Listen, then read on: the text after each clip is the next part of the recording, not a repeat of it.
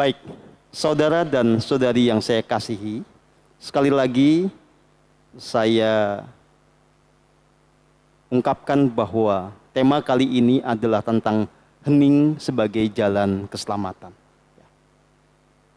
Pertanyaan mendasarnya adalah apa yang dimaksud dengan keselamatan? Bagaimana saya sebagai seorang pemandu spiritual memandang tentang keselamatan? Apakah persaudaraan matahari itu satu-satunya kelompok yang pasti selamat atau enggak? Atau sebetulnya seperti apa? Ya, hal-hal seperti ini akan kita bahas bersama. Begini, ya. Kalau kita bicara tentang momen selama kita hidup di bumi dengan badan fisik ini, kita bisa sama-sama memaknai keselamatan. Keselamatan dalam konteks ini berarti kita bebas dari segala bentuk kecelakaan. Ya, praktisnya begini. Kalau sakit, ya bisa sembuh. Atau sakit nggak mesti terlalu parah. Kalau kita sempat mengalami momen tragedi di jalan raya, efeknya nggak fatal. Seperti kebiasaan orang Jawa, bejo mau nyerempet orang tabrakan, gitu ya. Jadi kita betul-betul dilimpahi keberuntungan sehingga terjauhkan dari kecelakaan yang fatal. Keselamatan dalam konteks ini juga berarti kita terbebas dari kelaparan, dari kemiskinan yang absolut, dari segala hal yang membuat kita betul-betul kemudian terjerembab di dalam neraka duniawi. Ya. Termasuk yang disebut keselamatan dalam konteks ini adalah bagaimana kita tidak menjadi korban dari keangkaran murkaan pihak-pihak yang lain, baik yang sifatnya individual maupun institusional. Ya. Seperti yang kita alami bersama. Di 2020 sampai 2023 itu kan ada drama global gitu ya. Kita sama-sama bersyukur karena kita selamat hingga detik ini. Masih hidup. Tidak kehilangan apapun yang itu berharga buat kita. Ya. Nah, pertanyaannya adalah, apakah kemudian kalau kita melihat manusia yang hidup di planet bumi ini, orang yang kemudian itu berkecukupan, punya jabatan tinggi, atau dihormati, dianggap sebagai noble people oleh masyarakat banyak, itu pasti selamat. Nah, spiritualitas itu memberi persyaratan. Keselamatan itu harus menyandingkan antara kemurnian jiwa dengan bagaimana kemudian kita tercukupi segala hal yang kita butuhkan. Kemudian juga kita terjauhkan dari segala mara bahaya. Jadi keselamatan seperti yang kita maksud, ya. Kalau kita bicara tentang kehidupan di sini adalah artinya kita mengalami hidup surgawi di bumi ini. Dan itu sekali lagi harus menyandingkan antara kemurnian jiwa dengan apa yang kita sebut sebagai keterbebasan atau kita terselamatkan dari mara bahaya, sekaligus juga kita hidup dalam kecukupan atau keberlimpahan, hidup dalam kesehatan dan seterusnya. Ya. Ini yang kita maksud sebagai hidup surgawi. Tetapi jangan kemudian kita menjadi simplistis ya, menyederhanakan masalah dengan menganggap bahwa orang yang punya jabatan yang tinggi, kaya raya, itu bisa dikatakan juga hidupnya surgawi. Tidak mesti. Karena sekali lagi, nanti persyaratan untuk disebut selamat di sini, persyaratan untuk disebut punya hidup surgawi di sini harus ada kemurnian jiwa. Dan kemudian yang bersanding dengan kemurnian jiwa ini apa yang kita sebut sebagai kebahagiaan yang sejati. Ya. Nah, sementara faktanya banyak orang yang punya jabatan tinggi itu senang dengan jabatannya tapi tidak bahagia hatinya. Tidak bahagia karena dia dahaga dengan kekuasaan yang lebih tinggi. Banyak orang yang sudah punya aset yang sangat banyak, kekayaan yang berlimpah, tetap juga tidak bahagia. Karena takut ini hilang, dan sebagian juga pengen yang lebih besar lagi. Nah, yang menjadi visi ideal kita adalah kita ini murni jiwanya, bahagia yang sejati itu kita alami. Dan hidup kita ini kemudian tercukupi, berkelimpahan sesuai dengan takaran kita, masing-masing sesuai dengan peran kita masing-masing. Nah, kita dalam strata sosial apapun, dalam pemilikan aset seberapa banyak pun, itu bisa tetap sama-sama bahagianya kalau kita sama-sama murni jiwanya. Saya kasih gambaran yang lebih real ya. Ini visi kita tentang bagaimana hidup surgawi itu. Ya, misalnya di sini ada Mas Eko, sama ada Mas Gatot, yang posisinya berbeda. Satu anak buah, satu bos. Ya. Yang namanya hidup surgawi itu bukan berarti Mas Gatot mesti menjadi bos juga, tidak. Dia bisa menjadi tetap karyawan dengan gaji cuma beberapa juta sebulan, tetapi bahagia. Tetapi kemudian karyanya produktif. Sama bahagianya dengan Mas Eko yang menjadi bosnya. Ya. Dan lebih dari itu, yang namanya hidup surgawi itu adalah kebahagiaan yang tetap dialami, tetap kita rasakan. Apapun nanti dinamika yang sedang kita hadapi. Apalagi dalam bisnis tidak mungkin kita itu konstan. Kadang-kadang ada hal-hal yang tidak pernah terpikirkan menjadi tantangan yang luar biasa. Nah, bisa tidak dalam segala dinamika itu kita tetap bahagia. Kalau bisa berarti kita sudah mulai mencicipi hidup surgawi. Ya, gitu. Oke? Ini gambaran dari yang namanya hidup surgawi versi spiritualitas yang kita jalani bersama. Jadi Anda tidak dituntut untuk semuanya menjadi bos. Ya, tidak semuanya dituntut menjadi orang yang kaya raya, enggak. Kalau semuanya jadi bos, semuanya kaya raya, siapa yang jadi tukang sapu? Ya. Padahal tanpa tukang sapu, hidup kita tidak akan ada dalam harmoni. Ya. Sesederhana itu yang perlu dipahami bersama. Makanya setiap orang tidak perlu menjadi obsesi, tidak perlu punya cita-cita harus begini, harus begitu, tidak. Sadari apa rancangan agung masing-masing, sadari apa rencana Tuhan bagi setiap diri, ikuti itu, mengalir bersama itu. Nah, hening membawa kita untuk selalu harmoni dengan rencana ilahi atau rancangan agung ini. Hening akan membawa kita pada kebahagiaan sejati. Hening akan membawa kita untuk mencapai peran yang paling pas, paling selaras dengan rancangan agung ini. Ya. Nah, baik. Lebih jauh, saudara dan saudari yang saya kasihi. Keselamatan dalam sudut pandang spiritual yang murni yang kita jalani bersama ini, tidak hanya mencakup aspek individual seperti yang tadi kita bahas. Visi besar kita adalah keselamatan ini juga harus melingkupi bangsa kita. Bangsa kita harus menjadi betul-betul bangsa yang merdeka. Ya, dalam bahasa yang lebih modern, ya, yang sering diungkapkan oleh Mas Yudi Haryono, kita terbebas dari neokolonialisasi. Jadi ini visi besar kita, bagaimana kita mencapai Indonesia yang surgawi. Tetapi sekali lagi, kita harus sadar mulai dari mana. Visi Indonesia surgawi ini tidak akan mungkin tercapai kalau kita sendiri sebagai manusia tidak mencapai hidup yang surgawi. Tetapi kalau kita mencapai hidup surgawi untuk diri kita sendiri, kita punya harapan untuk menjadikan satu negeri, satu bangsa ini juga menjadi surgawi. Dan lebih jauh lagi, visi kita adalah bagaimana sebagai satu peradaban manusia, kita juga mencapai kesurgawian bersama. Hidup kita surgawi di bumi ini, bumi kita surgawi juga. Ya, begitu. Nah, tentu saja ini perjalanan yang panjang. Inilah yang menjadi tujuan agung kita bersama. Makanya kita tidak henti dan tidak pernah lelah untuk belajar. Saya terus belajar dan mengajar, silahkan Anda yang serius dalam belajar. Ya. saya tidak akan pernah lelah untuk membimbing Anda.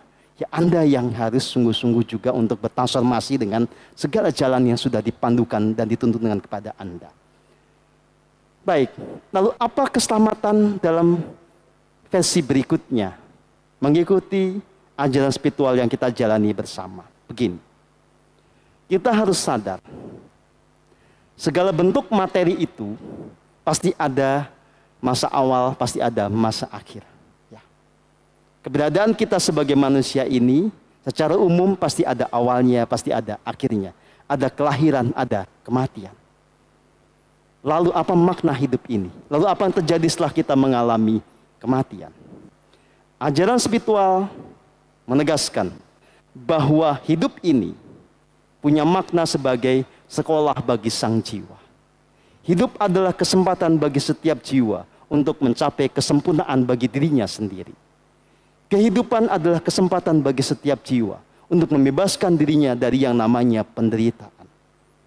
Hidup adalah kesempatan bagi setiap jiwa untuk mencapai puncak evolusi melalui rangkaian kehidupan yang tidak pernah terputus. Maka secara ringkas, yang hidup saat ini sebagai manusia, tujuannya adalah bagaimana detik akhir kehidupan itu menjadi momen di mana kita menemukan kebahagiaan yang sejati atau mempertahankan kebahagiaan sejati itu untuk menyongsong kehidupan baru juga dengan bahagia. Ya. Kalau mau diuraikan atau dijabarkan dengan lebih detail begini.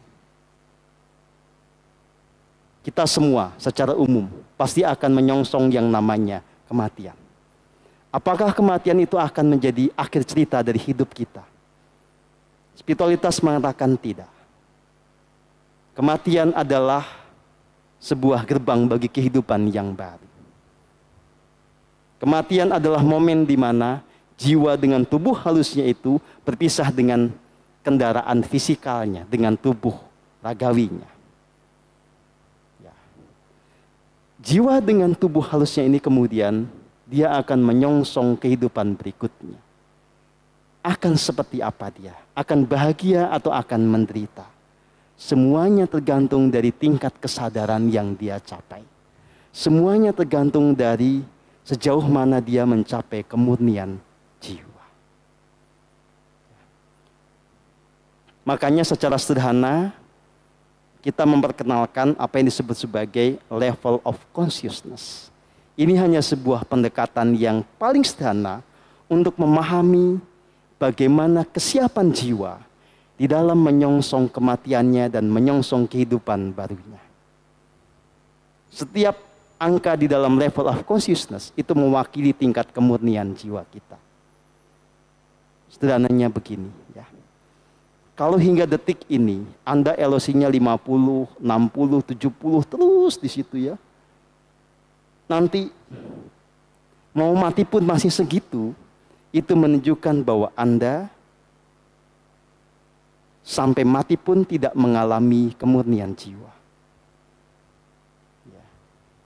Dan konsekuensi logisnya, sesuai dengan hukum kosmik yang ada dalam presisi, Anda tidak akan menemukan kebahagiaan sejati ketika kemudian Anda ada di kehidupan yang baru. Karena apa yang didapatkan di masa depan itu, di kehidupan berikutnya adalah proyeksi dari kesadaran dan kemurnian jiwa kita pada saat ini. Sebaliknya, misalnya ada di antara Anda yang konsisten di LOC 300 ya. Ini adalah fase di mana Anda belum tercerahkan secara spiritual, tapi sudah menjadi orang yang relatif murni hatinya, relatif baik dan tulus jiwanya. Nah, dalam bahasa saya, mereka yang seperti ini bisa selamat, tidak terjebak di dalam neraka, dia masuk ke alam penantian, merasakan damai di sana untuk kemudian menunggu momen untuk mengalami reinkarnasi atau kelahiran kembali. Ya. Nah, mereka yang telah sukses memurnikan jiwa raganya, setidaknya bisa mencapai level of consciousness di angka yang kita tetapkan itu 500. Ya. Mereka yang seperti ini, jiwanya cukup murni, maka kematian menjadi sebuah momen dia memasuki gerbang nirwana, memasuki alam cahaya. Pertanyaannya adalah, apa yang kemudian betul-betul menentukan nasib seseorang ketika dia mengalami kematian? Apakah di sana afiliasi kelembagaan religius dan spiritual itu menjadi penentu? Apakah agama menjadi penentu? Jawabannya tidak sama sekali. Semuanya ditentukan oleh kualitas jiwa Anda sendiri. Semuanya ditentukan oleh yang disebut sebagai tingkat kemurnian jiwa Anda sendiri. Semuanya ditentukan apakah Anda secara hukum kosmik itu memenuhi persyaratan untuk bergerak maju dan mengalami kehidupan yang surgawi atau tidak. Ditentukan oleh sejauh mana Anda bebas dari sisi gelap Anda, sejauh mana Anda bisa membereskan luka batin Anda, membereskan watak angkara, jejak dosa, dan lain-lainnya. Bahkan saya menegaskan, menjadi anggota persaudaraan matahari tidak menjamin keselamatan. Ya, ini tegas saya katakan. Menjadi murid saya, sahabat saya, atau punya hubungan dekat dengan saya, bahkan menjadi anak saya, menjadi pasangan saya, sama sekali tidak menjadi penjamin keselamatan. Ya. Karena pada akhirnya semua tergantung dari laku Anda di dalam keheningan. Semuanya tergantung dari apa capaian Anda di dalam tingkat kemurnian jiwa. Ya. Maka keselamatan itu di dalam konteks spiritual ketika bicara tentang kehidupan berikutnya adalah bagaimana Anda telah menjadi jiwa yang murni sehingga tidak terjerat oleh yang disebut sebagai penderitaan dalam segala bentuknya. Ya. Nah, saudara dan saudari yang saya kasihi, berangkat dari kesadaran ini makanya satu, tidak menjadi penting bagi kita berkonflik atas nama spiritualitas maupun religiusitas. Kedua, tidak menjadi penting bagi kita untuk memaksa orang menjadi bagian dari kelompok kita. Karena jelas afiliasi kelompok itu tidak menjamin keselamatan. Ketiga, sangat jelas bahwa yang penting bagi Anda itu bukan ikut kajiannya, bukan menjadi anggota PM-nya, bukan menjadi murid sayanya, tetapi bagaimana Anda betul-betul bisa memurnikan jiwa raga Anda sendiri. Ya. Berikutnya, yang penting itu juga bukan bagaimana cara Anda memperlakukan saya, memuja saya, atau apapun itu bentuknya yang seperti itu, ya, pengkultusan itu tidak menjamin keselamatan. Ya, bahkan itu bisa menjadi jalan kesesatan. Yang penting itu adalah Anda sungguh-sungguh menjalankan laku keheningan yang saya pandukan. Jadi keselamatan Anda itu bukan dengan bersikap manis kepada saya, tetapi sungguh-sungguh memurnikan jiwa raga Anda sendiri dengan apa yang saya ajarkan.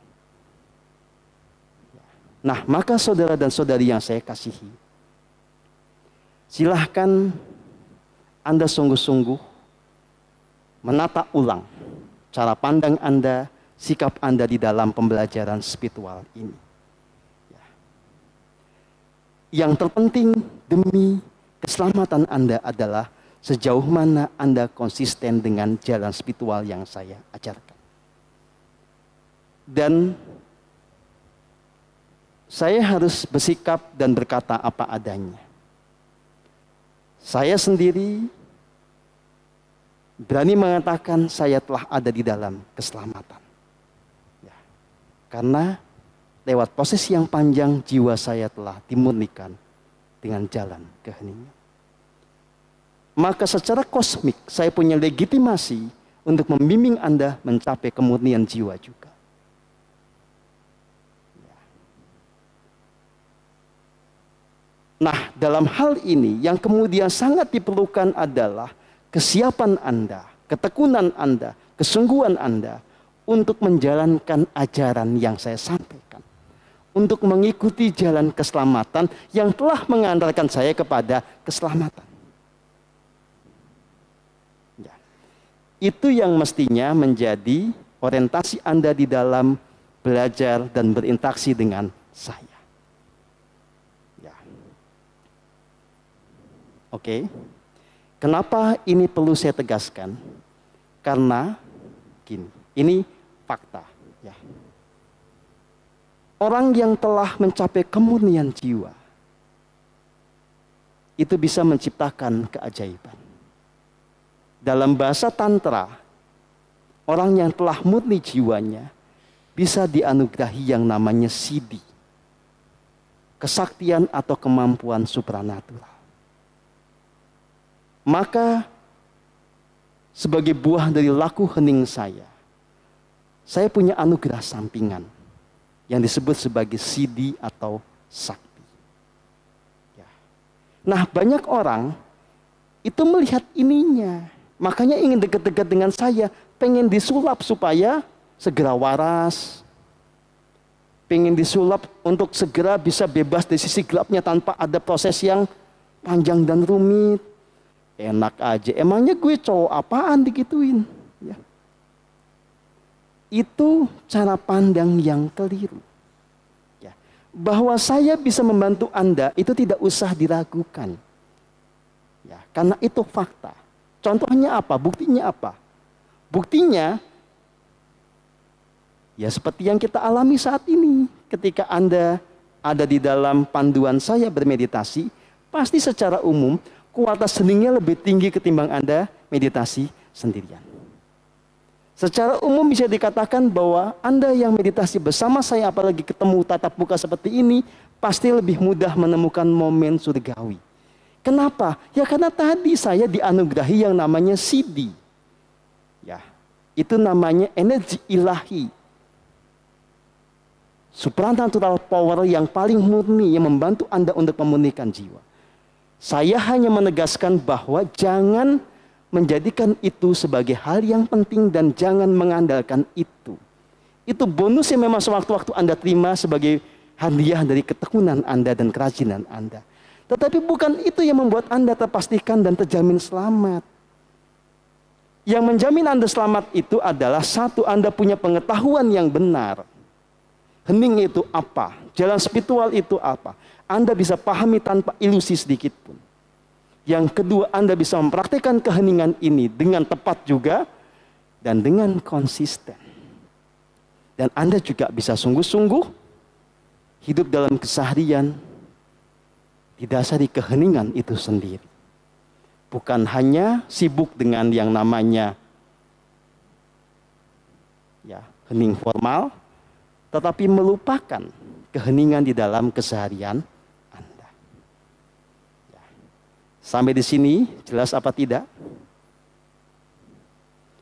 Ya, ini lugas saya sampaikan. Saya tidak butuh pemuja, saya bukan artis. Saya tidak butuh fans. Ya. Saya hanya mau Anda menjadi peniti jalan keheningan ini.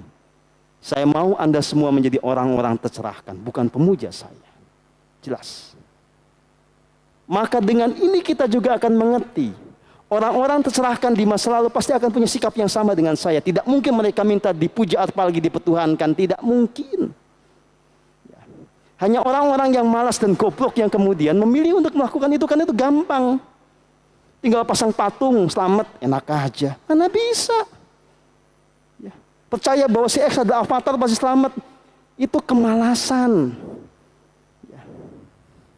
Nah, tolong Anda jangan menjadi generasi penerus dari kesalahan fatal seperti ini. Ya, Anda harus mengubah sikap Anda, betul-betul meniti jalan spiritual ini dengan kesadaran yang penuh. Dan Anda betul-betul punya pengertian bahwa keselamatan Anda tergantung dari laku Anda sendiri. Jangan kebluk, jangan males, jangan mau enaknya. Jangan mau kalau punya sisi gelap itu nunggu saya sebul. Enak aja. Gak bisa. Walaupun saya bisa membantu, tetapi bukan begitu hukum alamnya. Anda harus berjuang dengan sepenuhnya.